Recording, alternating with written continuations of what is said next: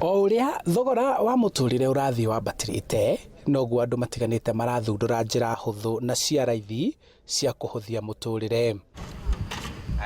Itura-ini ria Fai kaunti-ini ya Kiambu tugatungana na gikundi giki gia atumia magithomithio njira ya guthondeka makara kumana na giko kia maragara kana thumu wa mahiu uria uhuthikaga mugunda.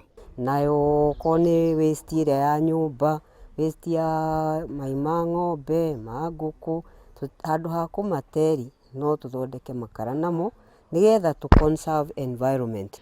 Ngwataniro-ini ya Heri Foundation magithomithia aria mangienda guthondeka makara ma kuhuthira kwao mucii, ngurubu cia mbeu njithi nacio iria mangienda guthondeka makara ma kwendia, na oho magika kampeini ya kwaga gutema miti niguo gucina makara na kugitira maria maturigiceirie undu umwe na kuiga utheru matura-ini.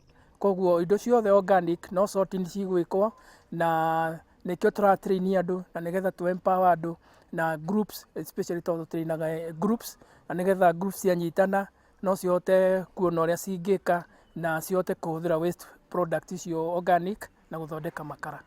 Ni wira muhuthu muno guthondeka makara maya, kuona thutha wa gucina giko kana mahuti maku no kumatukania na tiri kuringana na ithimi iria ciagiriire na kuringana na aria mahuthirite ikara riri ritire na ndogo ona kana gas ingithukia riera.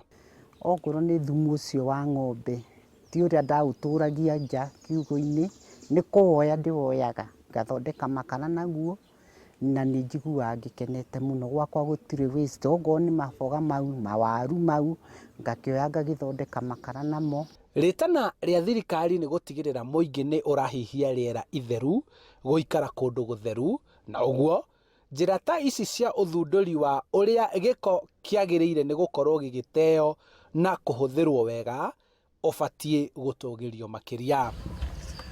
Thogora wa muturire uthiite na mbere kwambatira oro muthenya, na uguo noguo thogora wa indo iria ihuthikaga kuruga ta maguta ma tawa na gas cirambatira, na guthundurwo kwa ikara riri riria riraumana na ruragara na giko kiria gikoragwo gigiteo thiini wa micii gukuguna aingi aria matangihota gwikinyiria thogora wa maguta ma tawa na wa gasi. Handu-ini ha Inooro TV kuma kaunti-ini ya Kiambu, njitagwo Charles Gikunga wa Kariuki.